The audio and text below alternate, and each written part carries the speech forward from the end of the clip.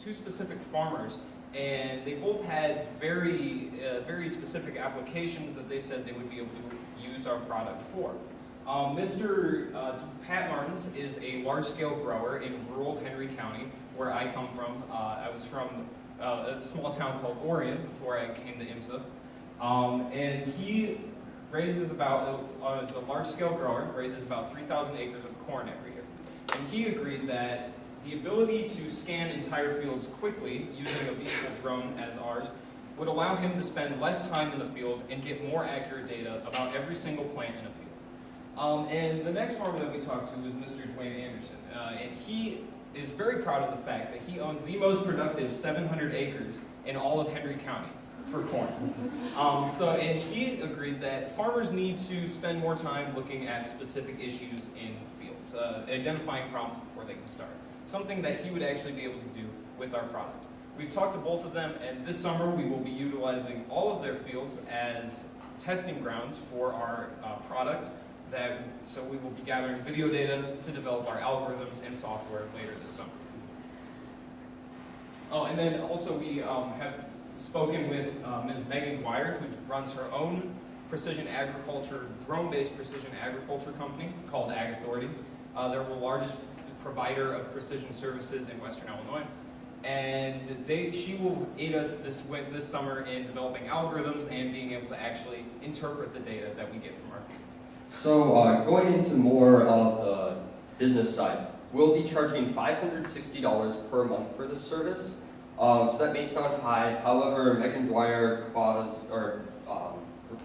$4.50 for every acre.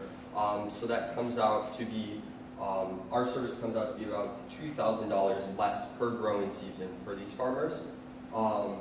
And additionally, we have a 40-farm break-even point based off of the fact that both of us can do most of the development in-house, as well as the survey costs aren't that high, and the drone itself is not very expensive. So our current ask is $1.5K. This will be used for the infrared and visual light camera, as well as materials to build our VTOL drone that we'll use for testing this summer. And then next winter, when we do our algorithm development, we'll need to purchase server space on servers to be able to do that analysis. Thank you.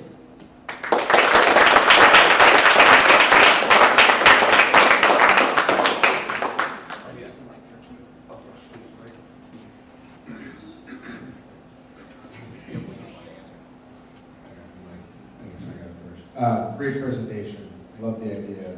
Totally get that there's, the farmers can be more productive, and this could be a great solution. So talk to me more about the pricing model when you kind of go to market. I know you're early, but when you want to scale this business, how are you going to sell? You're going to sell to farmers, or the channels, and talk about your pricing a little bit more. Okay, so our primary go-to-market strategy right now is to interact with independent crop scouters and chemical corporations, as well as fertilizer and seed corps in western or rural areas, and use them as an intermediary. Use them as kind of a sales representative to penetrate the market initially, because farmers are very trusting people, and you need some kind of authority before you start using your product on their fields. So initially, that's how we would get the initial customers, and from there. Additionally, on that end, we're working with the Farm Service Bureau out in these rural areas and trying to get our product out there through those channels too, just as an additional way. And then between that and partnering with our beta testers, the two farmers I talked with earlier, and other other farmers that we secure as beta testers, we'll eventually begin to sell directly to the growers. How did you wind up with these beta testers? What was that process like? Did they buy immediately? Was there a lot of conversation? How did that work? So those are primarily growers that not necessarily family friends, but people that I was able to network around, just asking people, talking to people that like to use technology, are very open to using technology on their fields. They both are subscribed currently to services that utilize satellites or aerial footage, and so we were able to kind of leverage that and talk to them about what would make our product different and what else they could get from a service such as ours. And it took some initial talking through, because it is, like I mentioned earlier, they're very trusting people, and having a drone that no one's flying, a completely autonomous drone, come out to their field to survey their fields is kind of scary initially. So it took some talking through, but yeah, we were able to secure them eventually using just the benefits of our product over the current technology services that they apply to increase yield time. So I love that you found prospective customers and that you're getting ready to market test, because that's the only way you're going to know whether this is something that the market will buy, right? So what is it that these guys need to see to tell you that the beta test is a success? So that's something that we've tried to research. Return on investment for a service as this would be very difficult to estimate because every season is different. But the main thing that they would need to see is simply more data, or more precise data. Right now, if they want to get precise data about individual plants, they have to go out into the field themselves. So a service such as this, for them to kind of like sell it to them, for them to actually know that they want to deploy it in their own fields, they would need to be able to see how the data that we provide them is superior to the data that they receive from their satellites or the aerial footage that they retrieve from the services that they subscribe to now. Yeah. And then additionally, it's also about accessibility of that data. Because our service is unique in that we don't just give them a mountain of data and have them sift through it themselves. We give them accurate, data-driven solutions. So we give them recommendations on the issues that they're seeing in their fields and different ways that they can combat those issues. So it's also just the usability and accessibility of the Yeah, data. and about the ability to make different decisions Exactly. that are better than the decisions they would have made. Yeah. Great. Awesome. Thank you.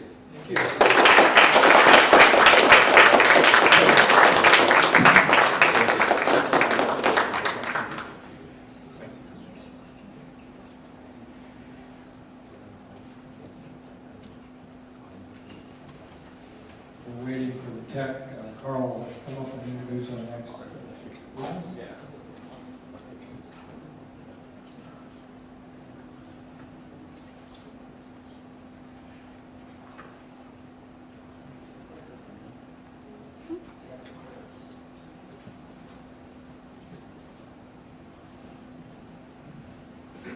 Carl, you going to do an introduction, or what's your thoughts? Let each team introduce themselves. Each team introduce themselves. All right. Actually, that one.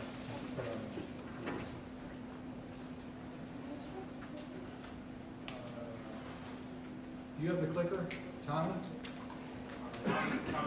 Oh, yeah, sorry. I'll watch you. Is it on?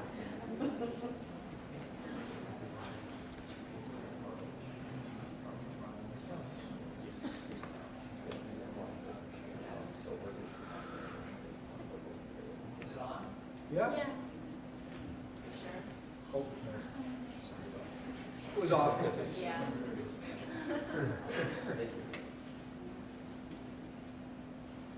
So imagine that you're trying to put your shoes on, but instead of having your free hands, imagine that you have socks over your hands. So you try and you try and you try to get that knot, but you're just not able to. And so after a while, you just give up. But now imagine that instead of having to tie your shoe, I give you a Velcro shoe. Now you can put your shoe on independently. And that is the difference in approach. The Velcro versus the tie that helps you to become independent. This is Alita. She is 14 years old and she really wants to be independent in the future. But she needs that Velcro shoe in order to help her to learn the necessary numeracy skills in order to become independent in the future. Numeracy skills are required for tasks like buying goods, counting money, and telling time. But these are just some of the many day-to-day activities that require sound knowledge of numeracy. And Alita is part of a growing population of children with intellectual disabilities. And surprisingly, only 28% of this population is employed. They need help. And according to the World Bank and the World Health Organization, they need the correct resources. And the disparity in education is growing. This is where my app comes in. Hi, my name is Akshaya Raghavan, and my app, Rethink Numeracy, leverages the strengths of children with intellectual disabilities to help them learn the necessary numeracy skills to become independent and employed. Research shows that children with intellectual disabilities need to be taught using their strengths, and that the product needs to be technology-based. In addition, they need a lot of repeated practice. My competitors are not not designed or aligned to the strengths of children with intellectual disabilities. So this app is targeted to help people with neurodevelopmental disorders, which makes up 15% of children between ages 2 and 17 in the United States. My initial target is children with Down syndrome, as I have a lot of experience in the area, as my brother also has Down syndrome, and I've been tutoring at an organization for children with Down syndrome, and I also have a lot of connections in the area.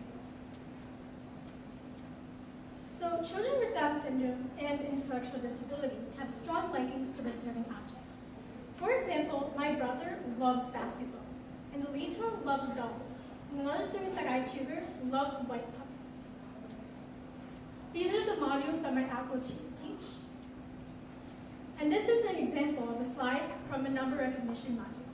As you can see, the child loves basketball, but the student can either choose from a pre-existing list of objects, or they can upload their own object. The dots on the top show how many slides the child has left till they get a break, and research shows that this is very engaging to them. This is an example of a game, and this is an example of a more advanced concept, two-digit addition. So this approach, research-based approach, has already been tested on children with Down syndrome. This is Josue. He's nonverbal, and when he first came to me, he was only able to pay attention for mere minutes. But after using this approach to help him learn, his engagement increased, and he was able to pay attention for 30 minutes without taking a break. This is a significant increase for somebody with an intellectual disability. Not only do children love this app, but parents see the benefit that this app will have for their child's education. I have acquired many distinguished professionals who are willing to serve as my advisory panel, and I've also attained endorsements from both support organizations for children with disabilities as well as other distinguished professionals. This app is expected to begin beta model testing with the app in early September, and the overall app is expected to be released next May. And this app will cost $25 per year, and 220 licenses are needed to break even. I've already acquired $2,000 for this app, and Gigi's Playhouse, the support center for children with Down syndrome, is very excited to partner with me so that this app can be introduced into their math tutoring program. Help me make a difference in children with Down syndrome's lives, and help me give them the education they deserve so that they too can one day get that Velcro shoe, that differencing approach that helps them be independent and successful in their life. Thank you.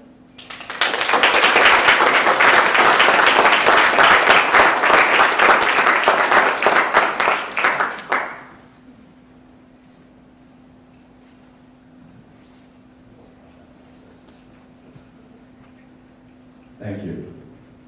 I wanted to come out tonight so I could learn already. And right there, I appreciate that.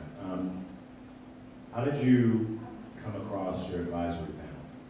And how challenging was the pitch? Did they sign on right away, or what was kind of that discussion? So I actually got most of my advisory panel through connections, through first the organization that I tutor at, as well as through people who work at special education, who have also worked with my brother in the past.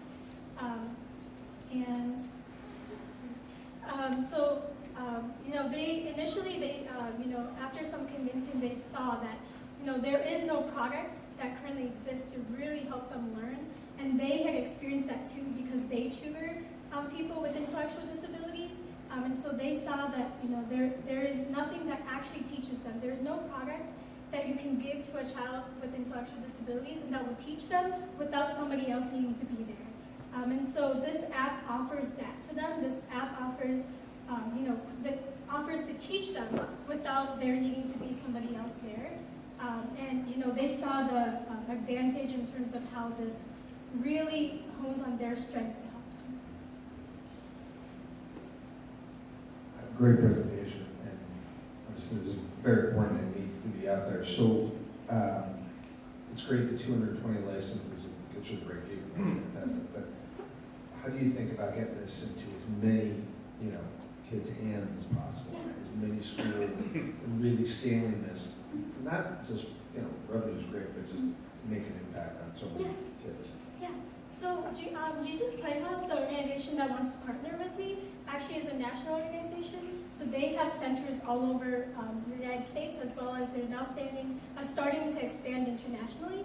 And so through them, I will be able to get this app into a lot of children with Down syndrome.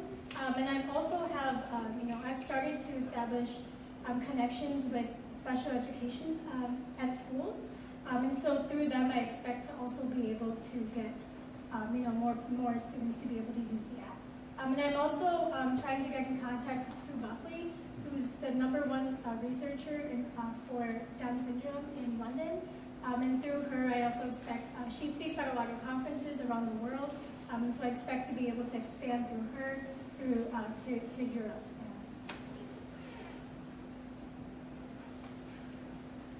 So how did you decide to charge $25 per year? How were you kind of thinking about that? So this is, I was kind of thinking about it how, like a lot of apps currently cost, like $5 to $10. But then softwares, they cost, around $100. And so I wanted to be somewhere in between there. And so I kind of, I picked 25. And then I also know that, children with Down syndrome and, also intellectual disabilities, their families would be able to pay something like $25 for this app. Great, thank you.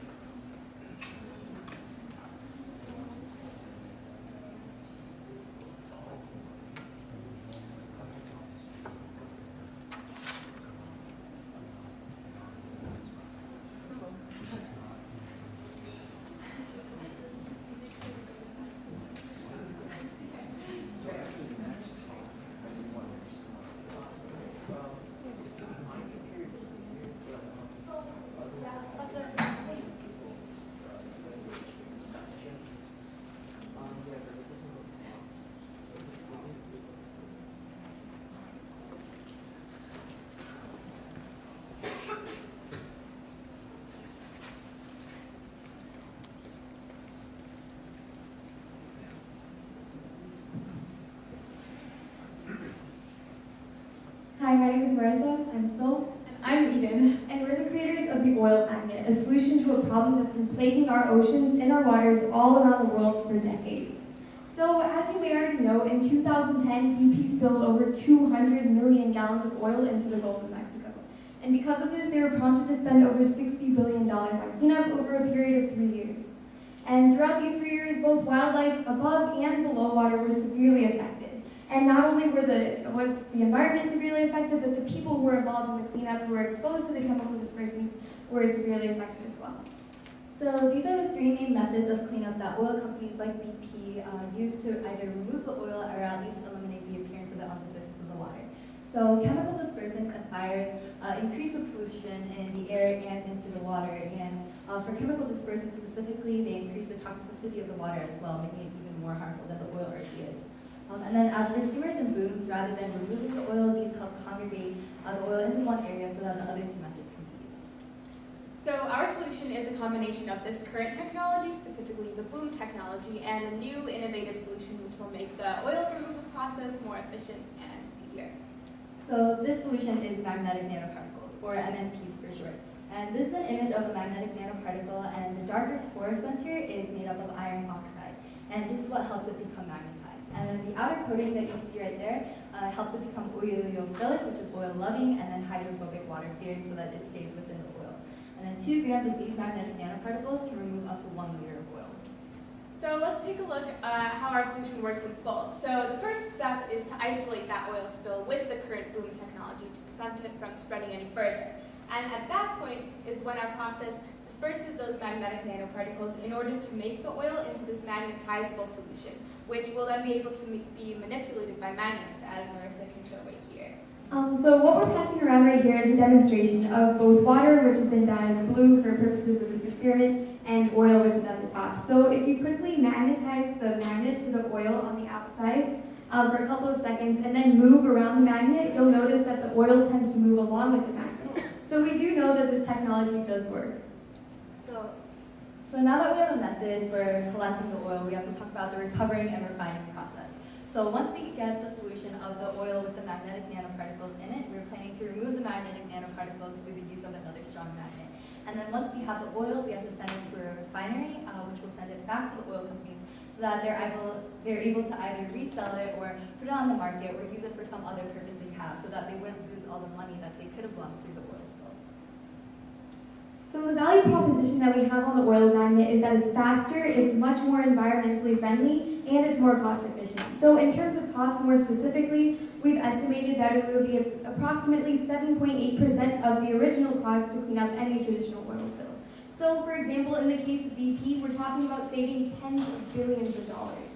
And not only is it cost efficient, but we can both reuse the technology and all of the spilled oil, which is a huge plus on behalf of the oil companies.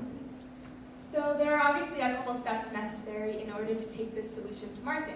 And the first and foremost of those is research and development. And we've already started research at IMSA through discovering the use of these magnetic nanoparticles, or by finding out the use of these magnetic nanoparticles. And so the next part of this solution is by actually developing the working prototype that works with these magnetic nanoparticles. So our ask includes what we need in order to create that initial prototype, and that includes the electromagnetic particle technology, the magnetic nanoparticle technology, and that boom technology. And so in all, that would cost about $1,000. And then our next part of the plan is to actually create a patent for that prototype, and that's really important for that's the way that we decided to go, because it's important for us not to create and distribute the technology, but to actually give oil companies the agency to deploy the technology themselves. Because oil companies, after huge publicized oil spills like this, suffer from a lot of brand damage. For example, BP, after the huge BP oil spill, they were not just known as British Petroleum, but they were known as bad people, bad practices, and bad publicity. And so it's really important for them to take 100% of the agency that it takes to clean up these oil spills. So that's why we thought that the patent would be the best way to go. So with the oil magnet, not only are we saving these companies' reputations, but we're also saving their time, their money, their oil, and our environment. And that's why we implore you to please invest in the oil magnet.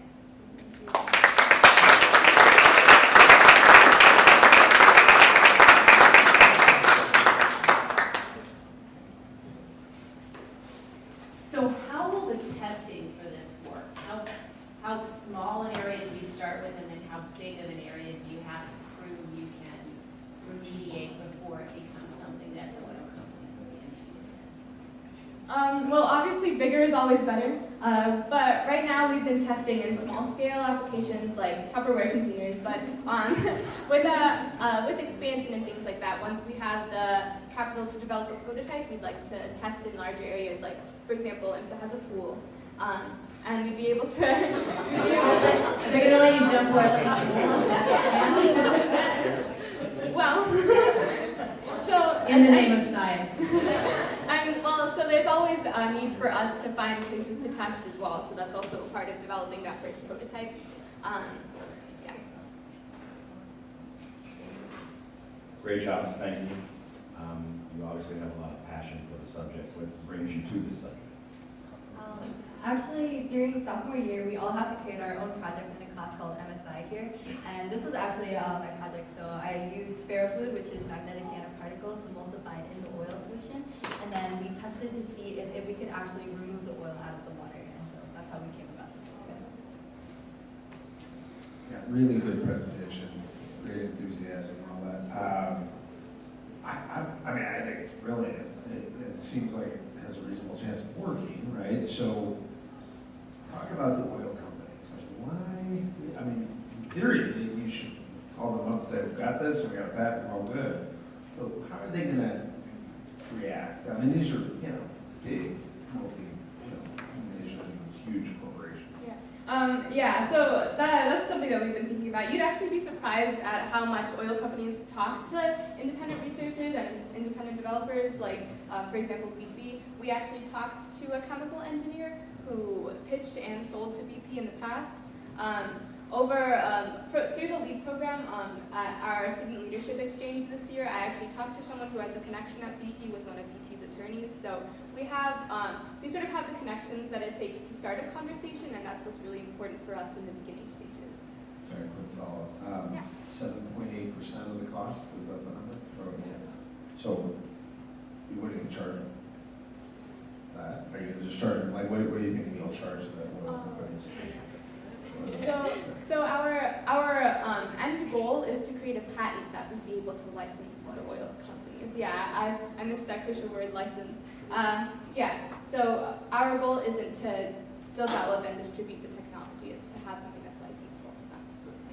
And just going off of that, we do know that the oil recovery market is a growing industry, so these are actually a couple of oil spills that occurred this year, and they're using the same mechanisms of cleanup that they used, 8 years ago. So we do know that this is getting an increasingly bigger problem, so we do know that in the future it will be a big issue.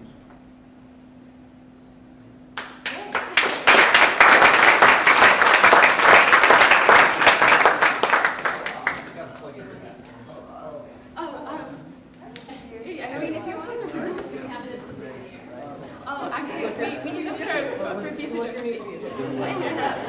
Thank you. Just gotta go here. You're so close, can't you just do it there?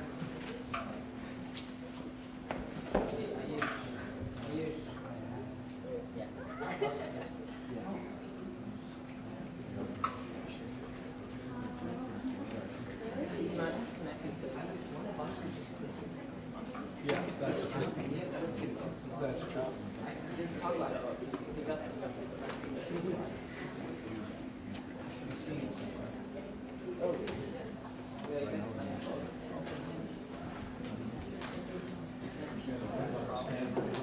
Yeah. Good idea.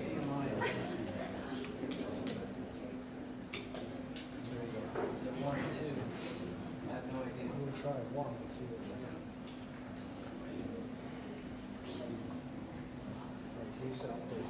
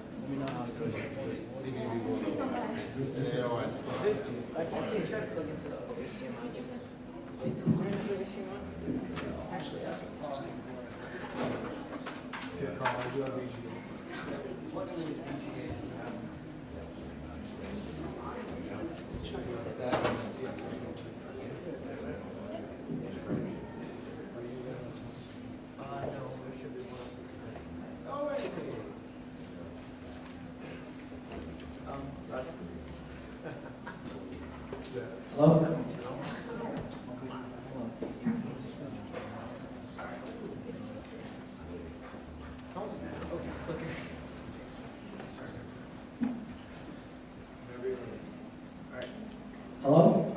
you love. I'm Roger Choi. We work with our teammates here, Ian Sun and Chris Peng. We're pitching, only 2 of us are pitching, just to keep it simple. And we are Eco-Print. So, look around. Do you see a recycling bin? In fact, there are only 2 recycling bins located here in Intu. But it's kind of strange for such a big space to have only 2 recycling bins. Well, actually, it's not that strange. Oh wait.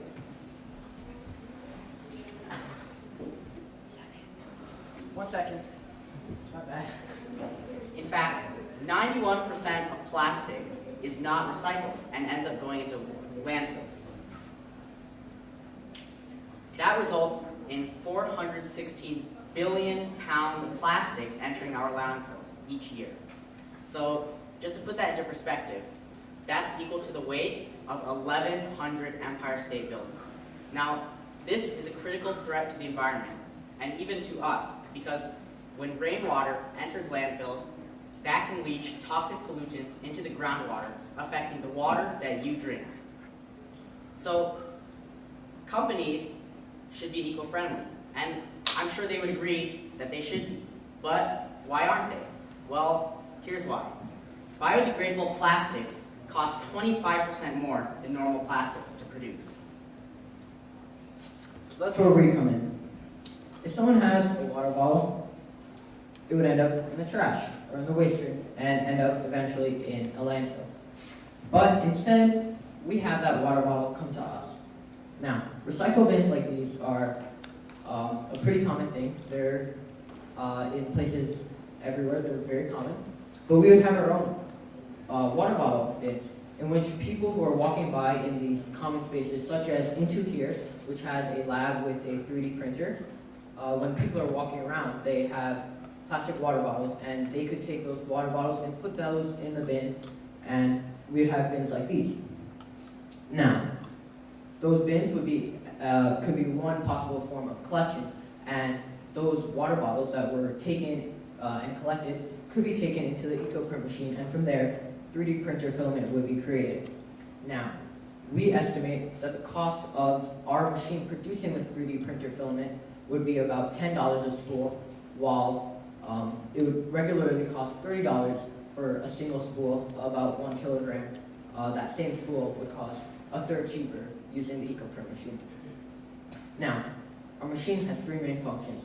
First, it would break down the plastic water bottle into very small bits. It would burn it and melt it, and then shape it and mold it into this 3D printer filament. 3D printers are a very big industry, and they're growing very rapidly. They are mainly used in industrial senses and not really in personal use, or not many consumers in the general public have them. And we would plan to target those who are using 3D printers in an industrial sense, or such as a place like Intu. We're asking for $2,500 so that we can take the money and create one of these products and implement it here in Intu.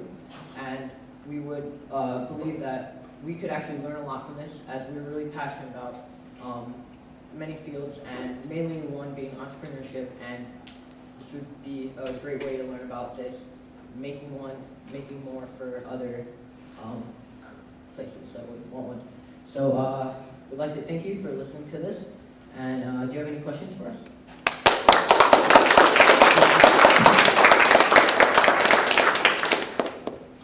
Thank you. I'm continuing to learn. I appreciate that. Can you talk a little bit more about, you mentioned that the 3D printer is not a regular consumer thing, it's more industrial commercial thing, right? Have you identified potential partners? Do you know how they would respond to this discussion? How's your research or insight into that? Yeah, so our first goal is to actually test out some of this technology in a place like Intu. And there's definitely more, there's industrial 3D printers which are very large, and then there's the 3D printers in Intu which are smaller and more for personal use. So we're planning to first test out the technology, and the main benefit is, it saves them technology, it saves them money, right? So we want to test out our machines to see if it actually works. If the 3D printed filament that it produces is quality enough to be implemented on an industrial level, and then we will look for partners that we will contact, say, we have this technology, we want to test it out. Would you be willing to have this trial with us? So in terms of growing this beyond kind of an initial pilot, are you anticipating you would have separate collection bins all over the country, or how would that work? And then how would you get the bottles to your place to produce the film? Sorry if you had a misunderstanding, but we provide the machines that do the process, and the companies themselves would have to collect the plastic bottles. And we are fairly sure that a facility like this can have enough recycled plastic bottles to fulfill that requirement. Just in this space alone, we've seen at least 50 plastic water bottles recycled, which is enough to make 1 kilogram spool, which is enough to make 700 meters of plastic filament, which is a pretty substantial amount. So a company would have a separate sort of operation that would have your machine, and they would collect their bottles from their place, and they would create their film. Yes, that would be. So the purpose of having a separate bin is that our machines need to use PET plastic. It not only comes from water bottles, so it would be more work to separate the bottles from already recycled plastic than just have a separate bin for them on their own. Thank you. So smart, right? Let's take the bottles and let's use it for something that's productive, right? Instead of landfill. Love the idea. What are the trends in your market research? What kind of trends are going on in the water, kind of plastic water industry? Like, are people using recycled, filling up, regular bottles more often? Is water being drank more or less? Like, is this market growing or is it shrinking? Have you looked into all that? So can you clarify what you mean by is the market growing or shrinking? Like, are people drinking more water out of plastic water bottles? Or are they drinking less over time? We believe that the plastic water bottle drinking market has not slowed down. So in the future, this will be a major area that we can improve upon. So there's more plastic bottles and there's more need for maker plastic. Yeah, I mean, obviously there's, in the past few years, there has been a general rise in environmental awareness. So, I mean, you'll see some people use, a reusable metal water bottle or reusable glass water bottle, but I think the general consumer still prefers a plastic bottle because it's easy, right? It's convenient for them, and we would like to, not take away that convenience, because I think the problem is the normal person wouldn't like to take that. They wouldn't be motivated to, take that extra or spend that extra buck to buy, say, a metal water bottle. They would rather just, buy a box of these plastic water bottles and just throw away in an instant. And then we offer a solution that doesn't take that away from the consumer and actually saves money for people that would use it. Thank you.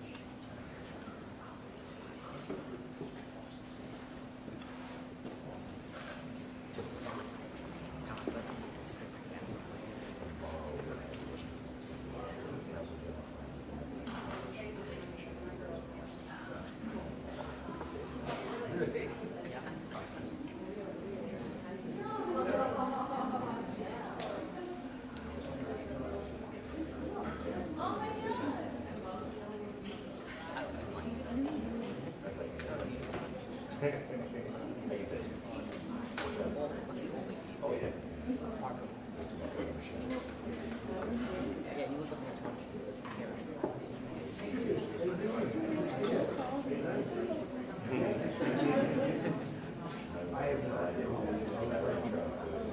no, you press it out. It's like, you go test it.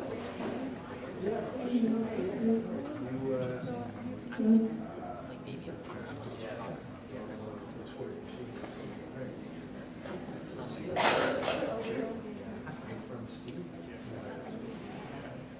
Obviously. You know he was on. Wait, which was it?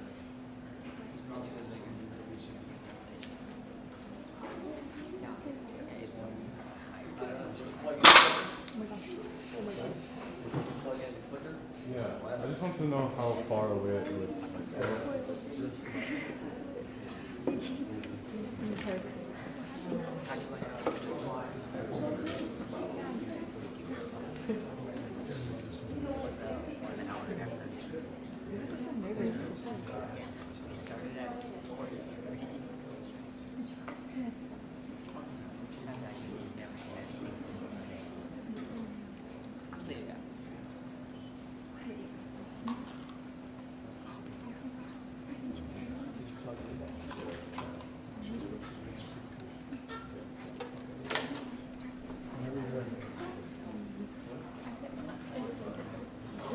Sorry for ruining the surprise of animations. It's okay. So, I'm Sam Nozian, and this is Mary Ashley Toledo, and we are school boards. So before I start, I just want to ask you guys a simple question. What is inquiry? You heard it around, it's about questions, you ask questions, but what really is inquiry? Well, in schools across America, it's literally just asking a question and then having a teacher answer. And that's it. There's no follow-ups unless you keep on asking questions. So no in-depth insights about those questions unless you go and try really hard and see it for yourself. There's no easy way to do that. School board is a thing that makes it easy to do that. What we attack in school board is student and teacher communication.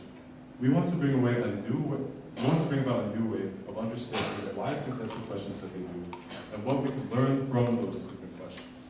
The problem is, right now, we have a lot of different things that you know. You have Blackboard, you have Modo, you have Moodle, you have Mind 101, you have all these different education apps that are great, they're really good. But the thing is that mindset about giving the teachers a way to communicate with the students, that one-way street is still present.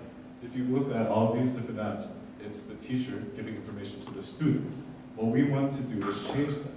What we want to do was bring the future of inquiry. We want to see what can the teachers learn from all the questions that the students ask, instead of just the student asking the question and moving on. That's what we want to know. So that's what we plan to figure out. I'll go over here so I can manipulate the website. I'll talk over here too. So, over the past year, my team and I have been developing a website that will allow teachers to actually look. Oh, wait. There we go. That's the website. Okay. So, over the past year, my team and I have been working on developing a website that allows students to ask questions that teachers will see, right? Students will log in with their information, and the first thing that they'll see is their profile here. They'll go down, and their classes and their teachers and the questions that they ask will be listed here. After they look into a class, they can launch a class and ask a question inside the class. Once they ask that question, all the students will be able to see that question. Different students can vote on the questions asked so that the teacher can really gauge, oh, the one person asked this question in class versus, oh, the 30 people asked this question in class. With that information, teachers will be able to manipulate what they do in the class in order to better help the teachers, or help the students. So, right now, let's look at the teacher side. This website will not only just allow the students to ask questions. All the teachers will be able to see all the questions in all the classes in the department, right? Let's say I'm a chemistry teacher. You have admin, which is a class here. You have SI chemistry, which is another class here. Organic chemistry. And you have all the different classes within that department. So that when students are asking these questions, teachers can see the difference in questions inside the class and look at commonalities between them to understand exactly what's going on.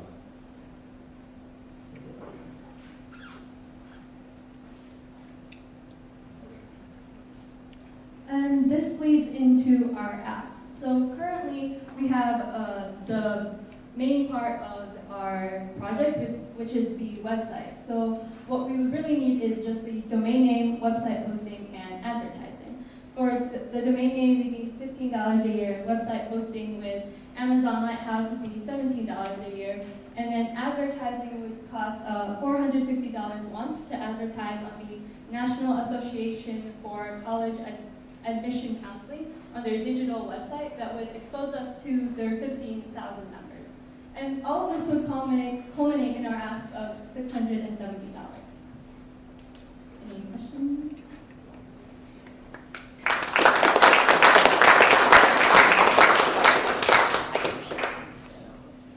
Okay, so you built out the website, Yes, right? It's functional now. It's not completely functional. We are still working on it, but it'll be we're setting up pilot sessions at the beginning of next year. Okay, so have you been able to pilot it in a manual way or in any sort of way to understand what engagement is going to look like? We've decorated exactly what the engagement will look like. I didn't see it now since it's not as like presentable yet. But basically, what it will be like, once a student asks a question, the question will be posted, and then they'll have different options under that questions. They'll have different options under that questions. Students can like it, students can comment on it, students can do all the things with the questions, and teachers can see all of it. Yeah, I guess what I'm getting at though is whether people will use it.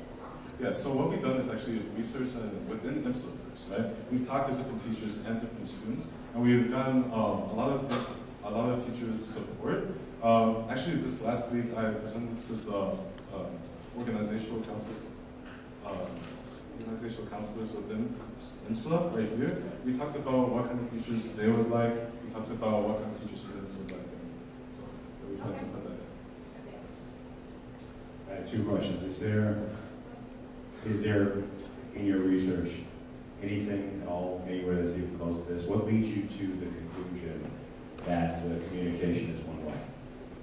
So I basically downloaded a bunch of education apps. And I looked at, okay, what does this app let me do? Remind 101, which was on here, it lets the teachers post out different reminders to the students, right? Students can ask questions about it, but it's basically the teacher puts out this stuff, right? In Moodle, the teacher puts out all the different information that they need for the class. It's a really good thing, we use it here, but the feature, any kind of feature that will allow the students to go back is not really used. Blackboard, okay. So Blackboard is mostly a college thing. It's mostly for college, but before coming to IMSA, I went to the college to just do a summer course there, and I used Blackboard. I saw that it was still just the same thing, a lot of different postings from the teacher, a lot of different things like that, but if you wanted to contact the teacher, it was just a one-way, or on the site, or you just email them. There wasn't really a way to interact with the way that you did it, with the way that you asked the question. In your concept, are the students' inquiries anonymous or attributed? They will be anonymous between themselves, but the teachers will all see who the students are. So this is to deter any games that students might try and play with the teachers or anything like that. So $670 to get the platform up and running and get it promoted, right? What's the business model? Okay, long term. Yeah, that is the part of the presentation I deleted. That's why it's not on here. That's But what it is. yeah, basically, what we want, there's 4,300 colleges, right? We chose colleges first because at IMSA, we mostly do research on IMSA, and we believe that the interactions between the students and teachers are more like college than high school, right? Because high school you don't really see there's teachers and such. So there's 4,300. What we did is took a 0.01% model, right? That's 5 colleges out of 4,000. And we did a tier-based structure where small colleges would be charged this much. Medium-sized colleges would be charged this much. Large colleges, this much, right? We selected the price that each college would pay based on the amount of students that they had. As comparison, Blackboard right now charges more than $150,000 just for a year of their service. For the largest colleges with the largest amount, we would only charge up to $25,000. So it's our business model. What we did when we took the 0.01 model, that's 5 colleges. We got a return about $50,000, and on the 0.05 model, I think that was, I can't remember how many colleges that was right now, but we got about 100,441,000. So that was just some projections that we did a little bit of math, but that was just 0.01% of the proposed market. Does Blackboard or these others, do they do other things besides this communication, right? Their grades are there, and modules and that sort of thing. Yeah, so what we want to do as we move on, we want to also add more features to the business. Because they won't be able to get rid of Blackboard and bring you on. Yeah, They would have to bring you on in addition. Yes. So you want to be careful about comparing the price and that sort of thing, because you're not going to replace it yet. Yeah.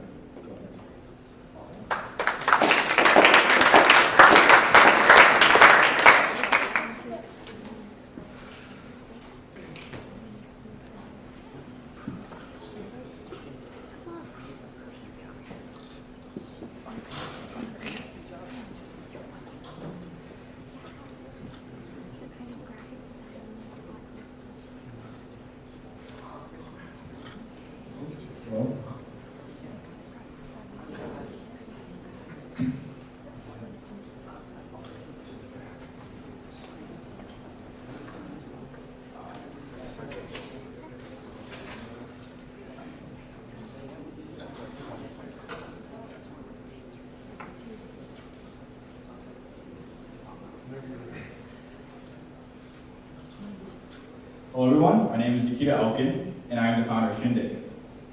So a few times this past year, I went and visited AC71, which was actually just named the #1 startup incubator in the world. And since I was there, I decided to do some free market research because, well, obviously entrepreneurs, they have nothing better to do than answer questions from a high school, right? Anyways, I asked every single person I talked to the same question. Who do you eat lunch with every day? Shockingly, they all told me the same thing.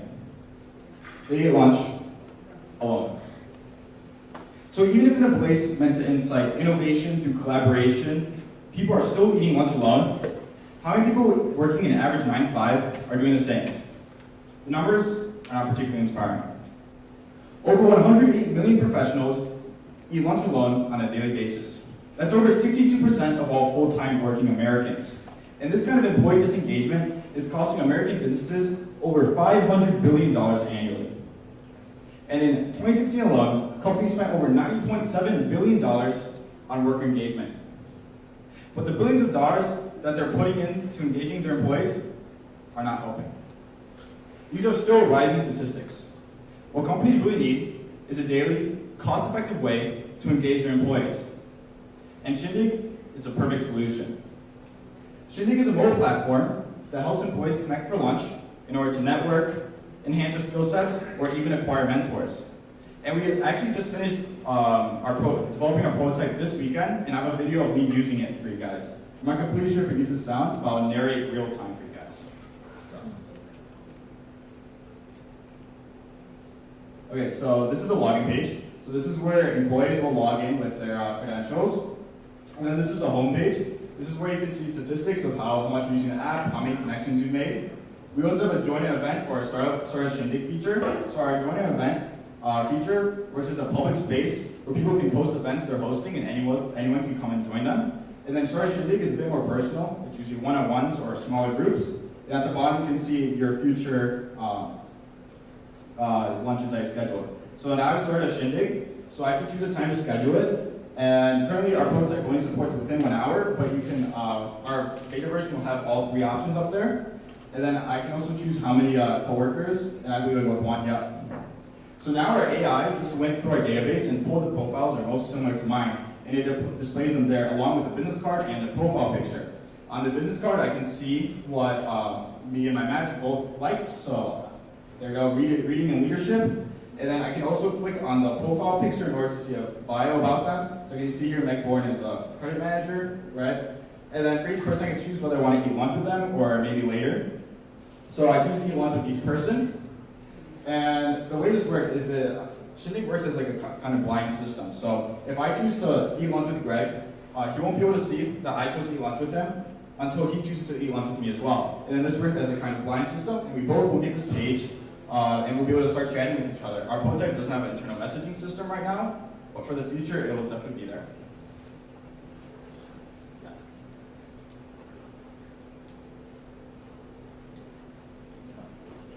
Can you help me out there, please? Oh, okay. Awesome, thank you. So, as I previously mentioned, we are a B2B, and these are just a few of the benefits that our client companies will be able to see. So, first, greater knowledge exchange through the increased lines of communication that Shindig helps foster. Most employees say that their company does not do a good job of promoting communication, and Shindig helps fix this by having employees meet for lunch. Second, employer morale. If employees feel more comfortable in the workplace, they'll bring more positivity to it. And finally, talent retention. The number one reason people leave their jobs is not because of bad pay. It's because of a poor work environment. And Shindig helps companies keep their employees by improving the workplace as a whole. So although you did see a working prototype, we still have much more to do. So currently we're on step 2, which is seek funding and developing a beta app. After this, we will test our beta version and then eventually launch as a subscription-based service. Currently, we're talking with administration here, and we're planning on testing our beta version right here at IMSA next year. And this is the team that I'll be working with in order to make Shindig a reality. So besides me, there's Lucian Putnam, he's our back-end developer. We have Max, who's doing front-end, and we have Tyler Leeds, who's making our AI. And he's doing it from almost complete scratch. So I guess I'll end my presentation with discussing what we need in order to successfully launch. So we're asking for $1,500, and most of that will go towards hiring a system architecture consultant who will help plan out the app for us, and then we'll be able to do the beta version ourselves.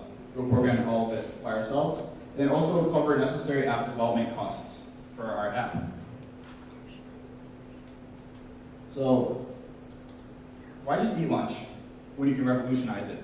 Give Shindig a try and join the lunch revolution. Thank you.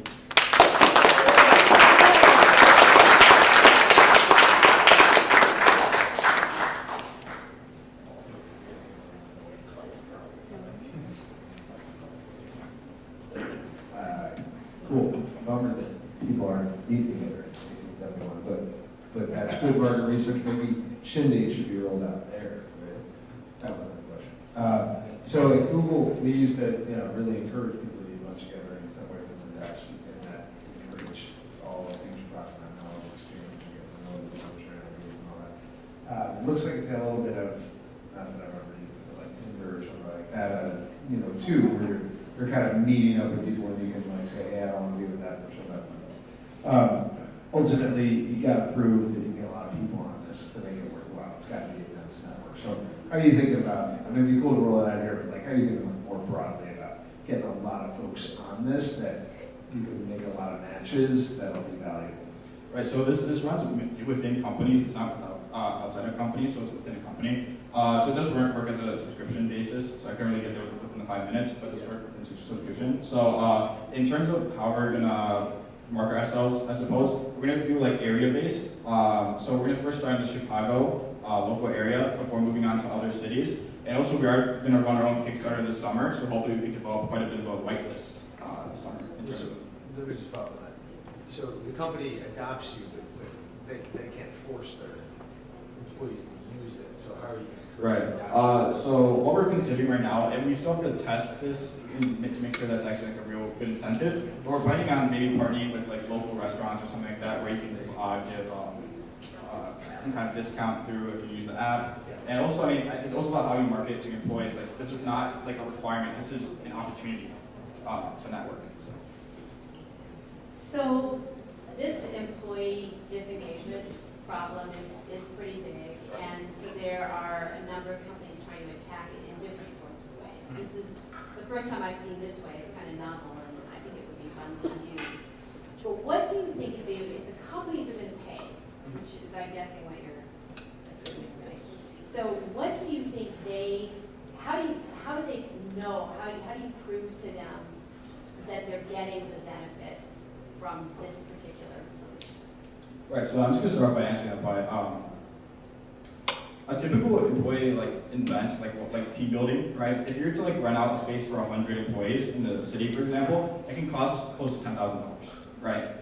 Our app, and then you can have 10 of those a year, right? Our app is gonna cost considerably less than that, and then this is daily. That's not once every, 2 months, right? This is a daily kind of way to engage your employees, and plus the whole point of a engaged workplace is that it's the communication that fosters that kind of thing. And if you can just have a way for employees to communicate better between departments, that kind of environment will arise naturally. Okay, but you're not suggesting that they stop doing events and only do sharing. Right. This is a supplement along with that, but you can reduce your costs in other areas because this is more effective. But yes, the team building events should be there. But this is a supplement to that. It's a daily way, rather. You should have these big events, but this is a daily way to engage employees. Okay, thanks. 60% plus of the workforce.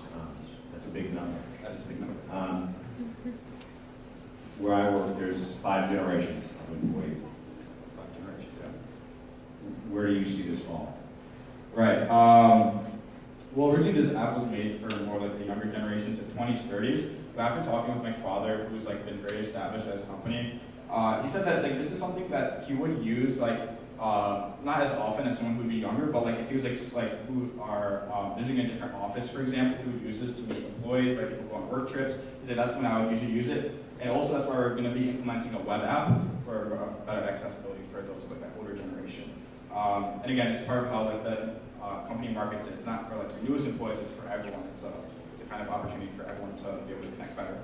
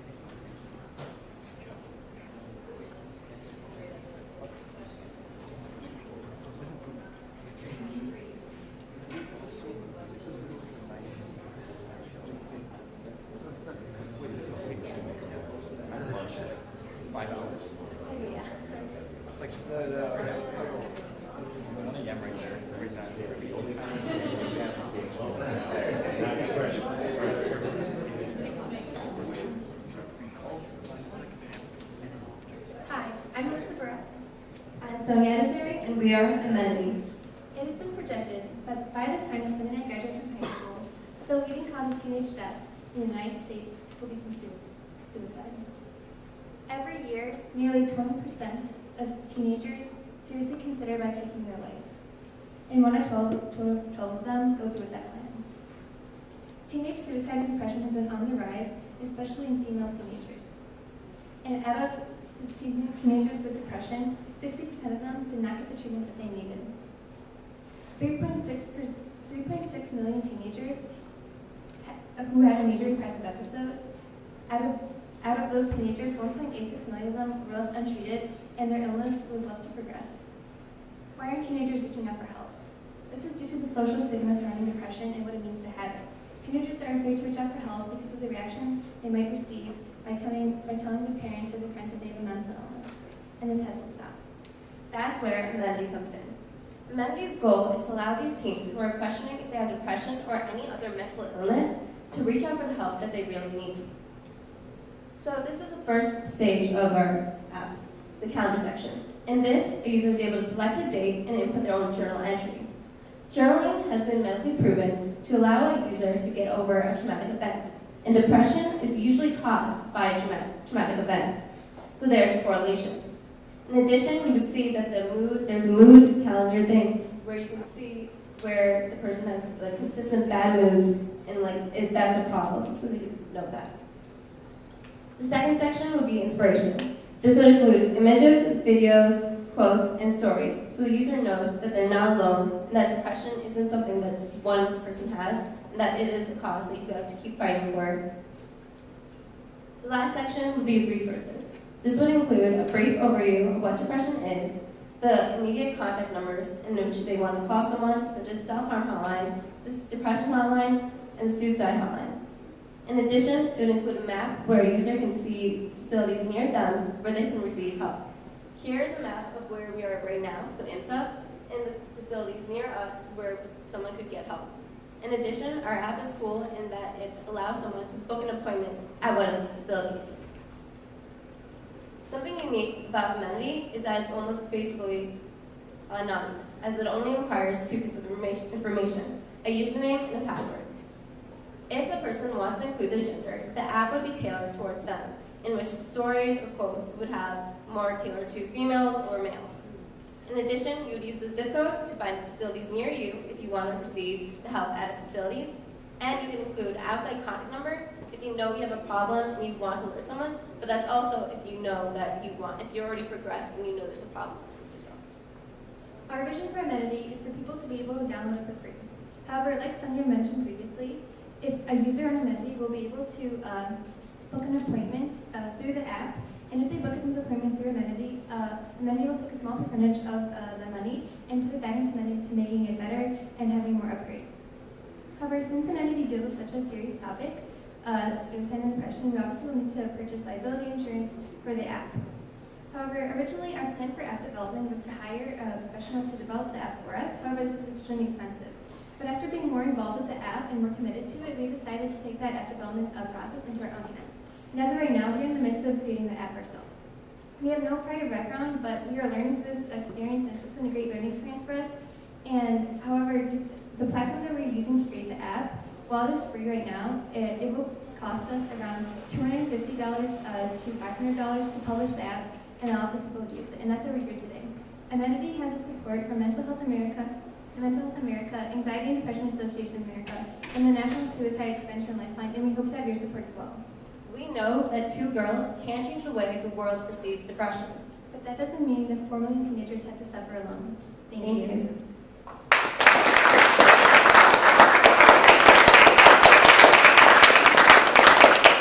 So this is a really important area. I give you a lot of credit for addressing it like this. So this is an impressive list of supporters. What does that mean when you say they're supporters, and what did you do to solicit their support? So what we did was, when we were thinking of the idea for Amenity, we contacted a lot of organizations that we knew would have good information and that are reputable. So after contacting with these organizations, they gave us feedback, and told us what they thought was good about the app and like areas of concern, and they told us that what we were doing was a great idea, and they said that they'd be willing to help us in the future. Is there, I get what you just said, and that's a great question from an organizational standpoint. Then is there anyone locally that you're working with?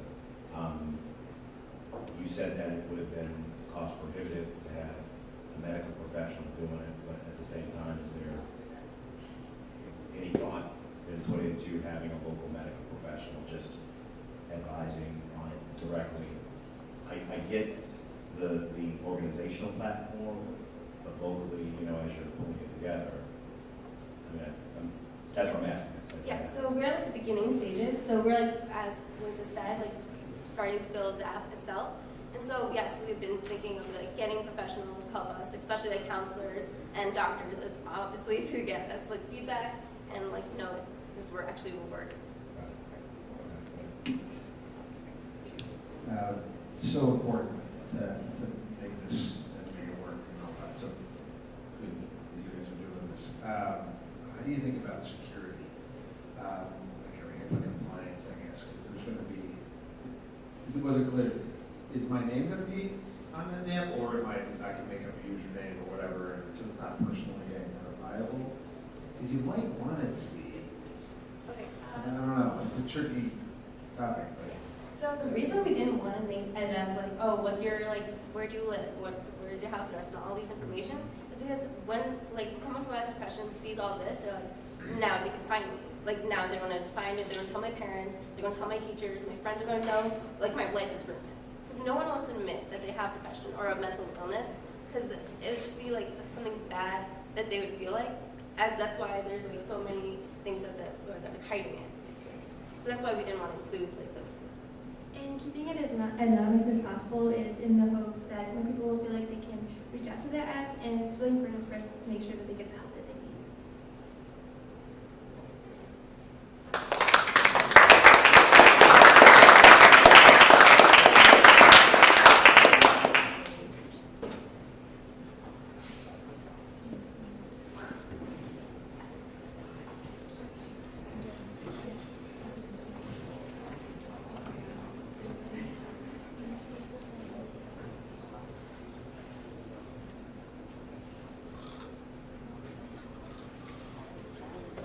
Hello.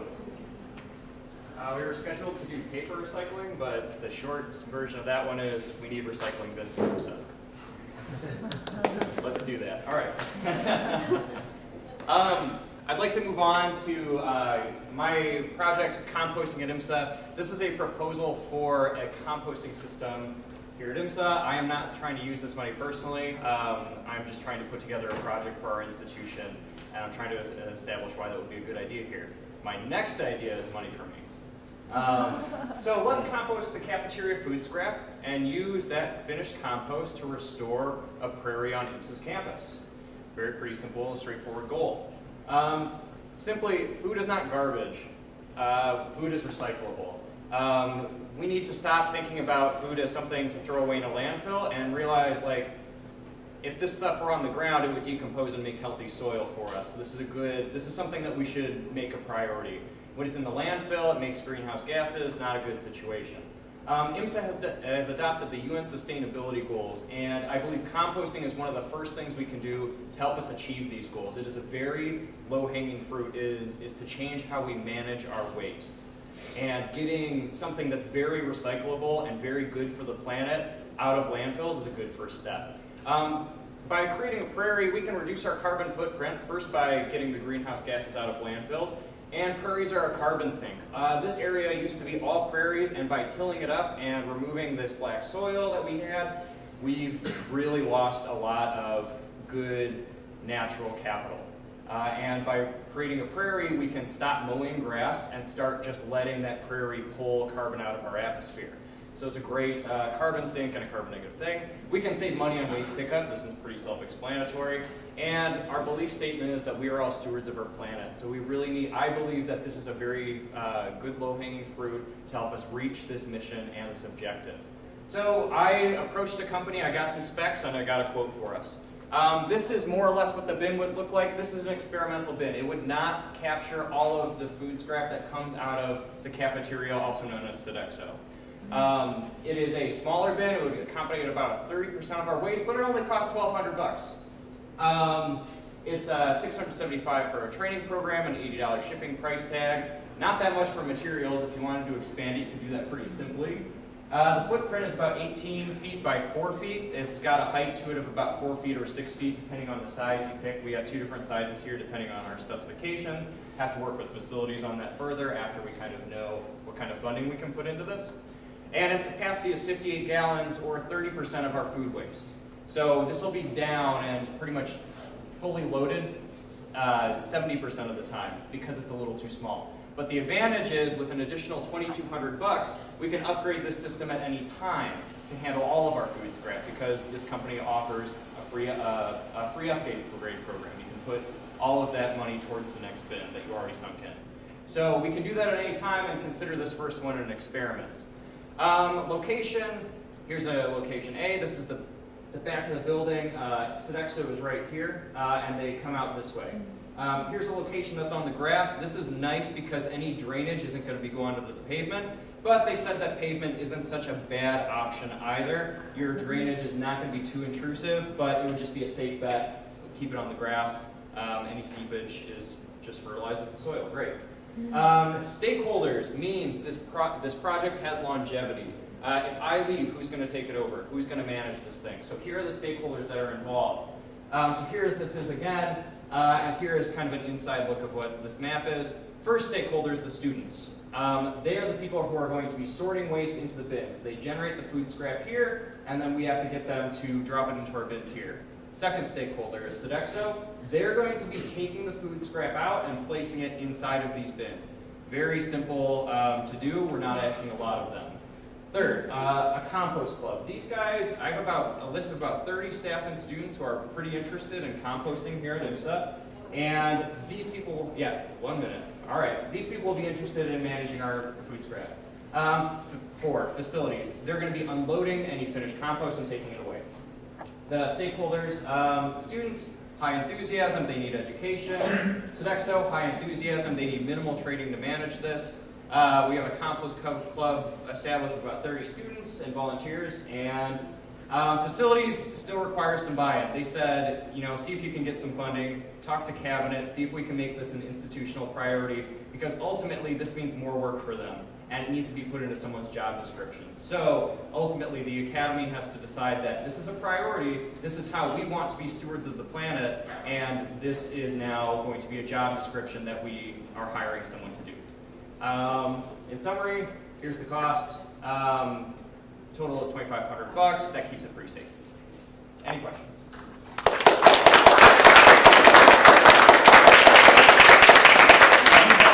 Can you quantify the benefits that you outlined earlier? The benefits of composting? Yeah. I can quantify it. There's a lot of literature on that. That's why I kind of skipped over it. When you put food scrap into a landfill, it decomposes anaerobically, and that produces methane gas, which is a very powerful greenhouse gas that's much worse than CO2. If you've ever seen burn-off around landfills, like just a flame going, that's methane burning off. Yeah. It's better to burn it, turn it into CO2, than to let it go into the atmosphere. Yeah. No, I'm thinking as a way to sell it to the facilities folks. To try to get, our because there'll be facility, some savings yeah. around not throwing it out, right? You mentioned that earlier. Yes. That could offset the extra labor from them. It could. I don't have much of a stake in what we do with the finished compost. I have a proposal, use it to build prairie, but this is something that will have to be negotiated with a long-term vision of IMSA. This is actually a master plan I found from 2011, which is kind of cool. So maybe we could kind of incorporate greening our landscape into our new master plan. So I'm thinking that might be neat. Yeah. And they fleshed out why restoring prairie and using compost, well, why restoring prairie would be good and compost would help us in that. Yeah, because it's extra work for somebody unless there's a goal around sustainability or environmental friendliness. I don't know if you're familiar with some of the programs Loyola has implemented, their biodiesel plants, some of the stuff they've done. It's pretty interesting. Yeah, there wouldn't be much, the financial incentive is pretty limited in terms of, because we're really just mitigating our waste removal, waste hauling costs. But you could sell this compost if you wanted to. You could come up with clever things to do with it. But I would rather keep it simple. Just say, just use it to landscape. Just for my application, so you throw the scrap in there, and how long until it's usable? 90 days. In that 90 days. Yeah, I've selected a composting company. What they do is they use forced air to accelerate the process. It's an ASP composter, an aerated static pile. Cold winters and hot summers don't. I asked them, they said if it goes below 0, your composting will shut down for the most part, but it'll kick back in when the weather gets better. So we'll have some days of just the composting will be static, and we'll have to just wait longer. I just are you with me? Really, I don't know. It's challenging. It requires more work. Start with one bin. What do you ultimately wind up with? I don't know if I have a picture of it in here. There's one bin there. If you want to upgrade, it's this one on the bottom here. It kind of would look something like that. It's just a larger system that's more built in. The other one was just kind of on pallets. And it's really simple. It's just a box that you force air in through the back. So this one, a little more sophisticated, higher volume. Easier to unload too. All right.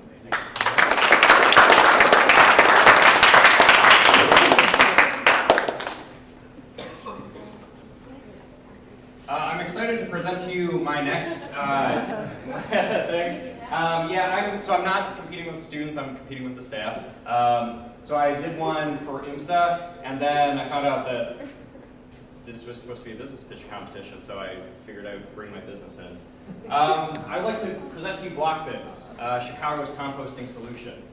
Food scrap recycling is on the rise because it eliminates greenhouse gases and it creates healthy soil.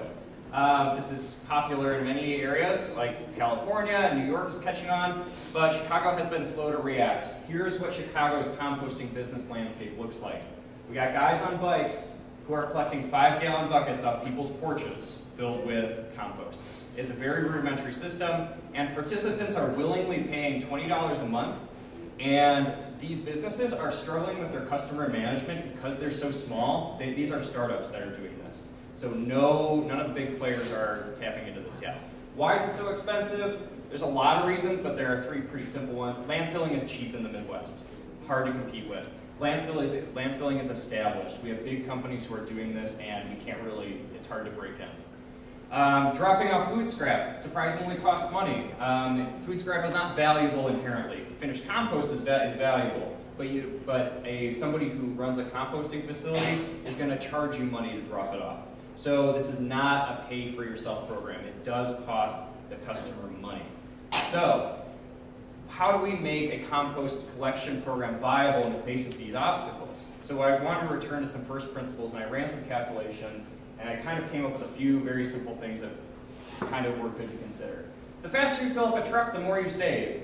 If you can fill up a truck in 10 stops, you're going to be doing much better than filling up a truck in 50 stops, collecting from every single house. The fixed costs are what makes the food scrap so expensive. So the reason you have to pay $20 is because your block is way out of the way, and there's no one else on that block. So you're paying for your block. And there's no third bin in Chicago's alley. There's not a lot of room back there. So adding a third bin, not very viable. The block bins is my proposed solution to this. Block bins allows neighbors to crowdfund a single compost bin to share.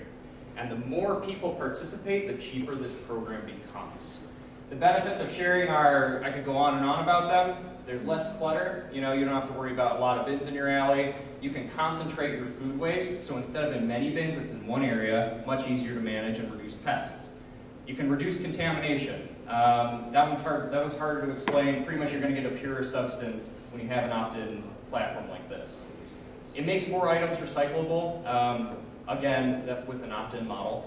It's cheaper to manage, and collectors save time and money picking it up. So it's better for a collection system. So this is how it works. You want to request a compost bin on your alley right there. So you're going to go to our website, blockbins.com. You're going to drop a pin on our map where you live and give us your email. That's it for your part.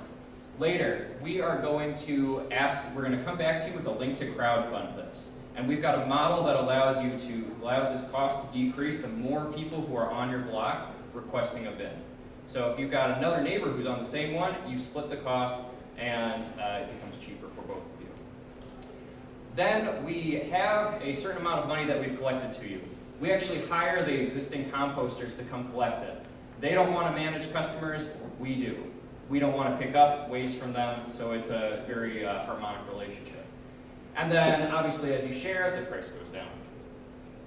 The Block Bins LLC next steps. We have incorporated, we're ready to roll out, probably about next week. This website's ready to start taking customers. Planning to roll this out next week. I'm finishing the crowdfunding mechanics with developers right now. And I'm seeking $2,500 for marketing, development, and bids. In the long term, I want to recycle tough materials. The exciting part about this model is that once you pull food scrap out of the waste stream, you've all of a sudden made a lot more things recyclable. What's left is plastic films and a lot of other weird stuff that comes in high abundance. And when you have a lot of something, it makes it more recyclable. When you have a lot of clean something, it makes it more recyclable. Adding another block bin is not a difficult thing to do after that. Who am I? Yeah, I have a mechanical engineering degree from Illinois Tech, founder and president of Moving Parts LLC. I've done businesses before. Current CEO of Blackman's LLC. That's kind of, I mean, I started this company incorporated last week, so. But, and I'm a product designer and developer. So, are there any questions?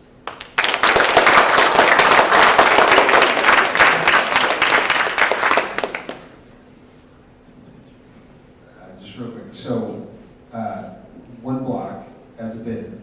Where does it sit? Like my yard, or your yard, or someone else's yard? Or good question. Or an alley, I guess. Or? We're gonna send people. I'm not sure exactly how the mechanics are gonna work out, but we're probably gonna inspect each block, have someone determine an optimal location that's out of the way and kind of central to the block, balanced with a first come first served kind of basis. So then I throw my scrap into a bucket and I walk it over to where the bin is. The actual ideal method to do this is stick your food scrap in the freezer in like a big container, and every time it gets full, you take it out. It works out really well. Keeps your apartment from smelling, and you can take it out as needed. It works out really well. So what's your research say about the number of people who are willing to do this versus putting their food down for disposal? So our customer is definitely the people who will go out of their way to recycle. And we've got a lot of companies currently, a lot of compost companies who are thriving off of paying customers who want to pay $20 a month to do the right thing. So we know that these people exist, and so we can only assume that there are people who want to get in at lower thresholds. So we've got a model that allows people to set a bid for how much they want to pay, and then once they have enough neighbors who want to pay that amount, we can start charging them. That's going to be a challenge, like getting the concentration of the people set up. And then is the city going to get involved in this? I hope not. I mean, I would be kind of worried. Like streets and state will go nuts if they see extra bins in the alley. Yeah, I'm hoping not actually, because we don't really need their help. Well, I'm thinking but more the other direction. Oh yeah. Well, it's not very imposing. It's a very low space requirement, small space requirement. And getting a permit for a waste receptacle is not challenging. It's probably just more politics than anything. I don't know. I actually cannot say for sure if there's any establishment problems. Like, You might not want to ask. Just do it. I might not want to ask. Like, I'm actually worried about like finding one of these things like knocked over and like hit with a baseball bat with like a note on it. From like Waste Management who says like stay out of here or something like that. That's what I'm more afraid of than the city of Chicago pursuing a social good. So. Well, there you go. That's exactly where I was going. City of Chicago and everything that comes with it. So. I think if Chicago wants to get ahead, it needs to do programs like this. This is something that we don't need the city's help on, so it should be backing us up.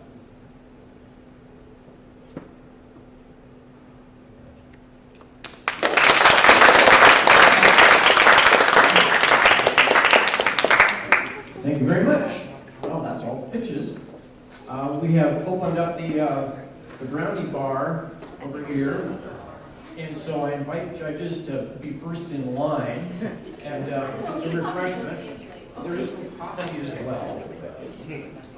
Coffee, and there's some chocolate things, and we'll grab a plate, and then we'll head back to one of the small conference rooms and put pencil to the wall. See what happens. Yeah, I'll be with you. So everybody, look at judges and look at the table. It's all yours. He's back in Maui now, so he's a happy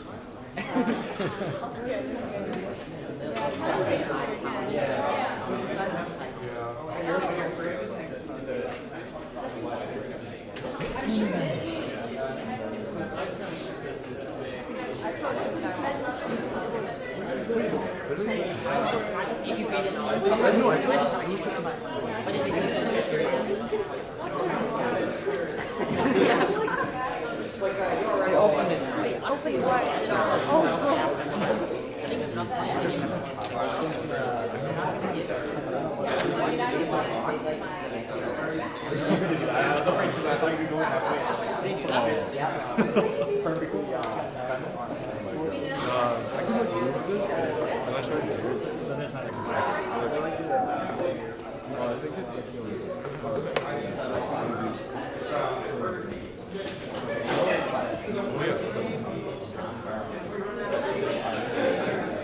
Right. That's why the European dishes. I have been.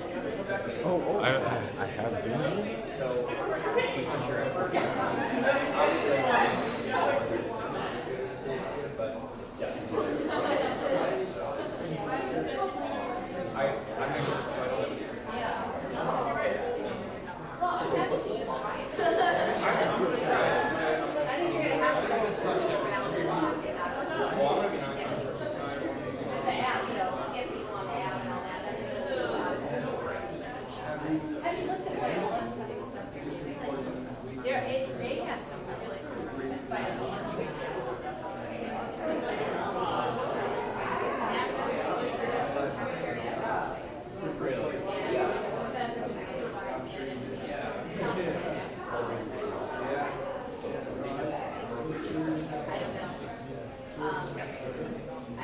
They use the fuels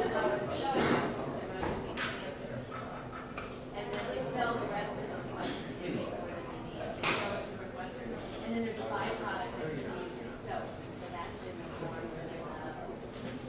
where I'm surprised I haven't heard of this. This sounds awesome. You should reach out to them. Sure. It's in a freshman dorm, and they also have a geothermal heating system, and they've got plexiglass in the floor so you can see it underneath there. But we gotta go. It is really cool though. Just, That'd be really cool. Just go take a tour. They show it off. They're very proud. Yeah, well, I did. Alright, where are we going? Back here. Okay. I've learned this more since this week. It's definitely time and practice. I luckily had someone present a presentation already made, and so I was like, I've never done it.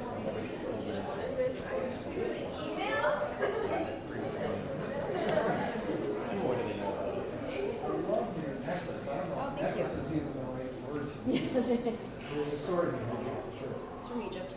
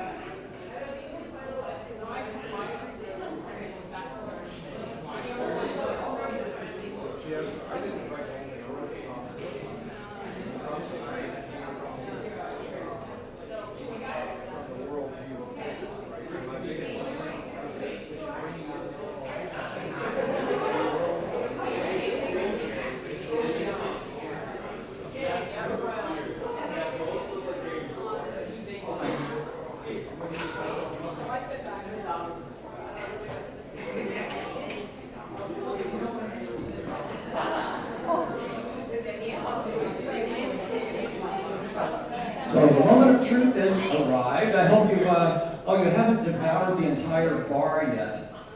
So come back to Into this week. We will still have brownie bar because there's a whole other tray of that.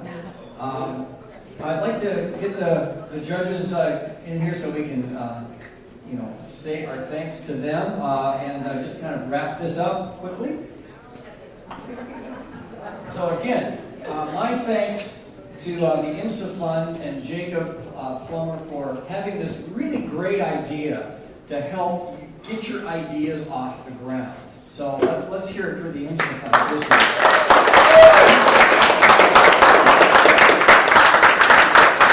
And for our three judges, Kevin, Karen, and Michael, for spending the evening with us.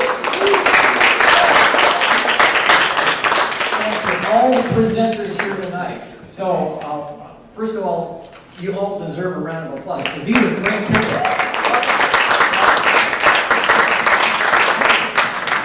So we don't have any big checks tonight. It doesn't work that way in this competition. But first we're going to award the faculty staff award. I guess there's no surprise on who's going to be up here on stage for that. So Dane, come on up as you're walking.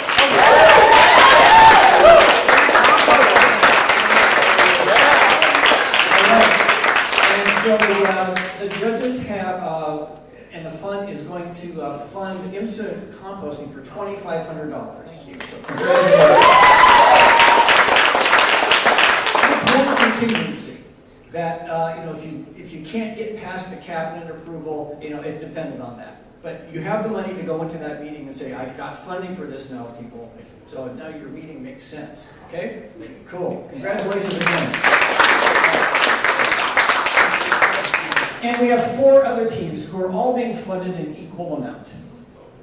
$1,500 each. And so I'm going to call them up one at a time. Amenity.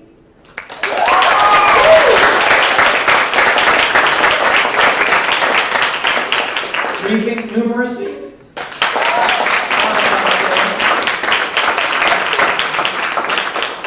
Agri-Assistant.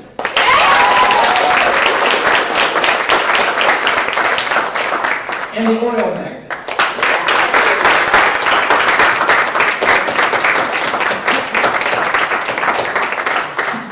For the others, there are other sources of funding that we can explore, but $1,500 will help get your project further out the door than it is now. And so we really look forward to seeing some results this coming year, and we want to work with everybody to see your results take shape as well. So, Jacob.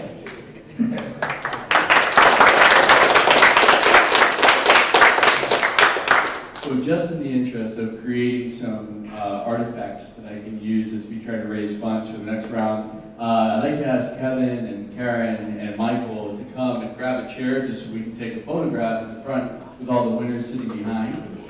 So Dane, you're back up here. I would be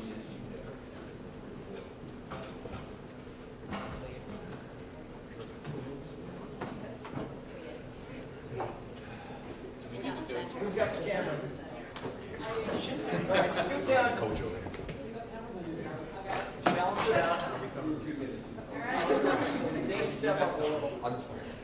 There you go. All right, you ready?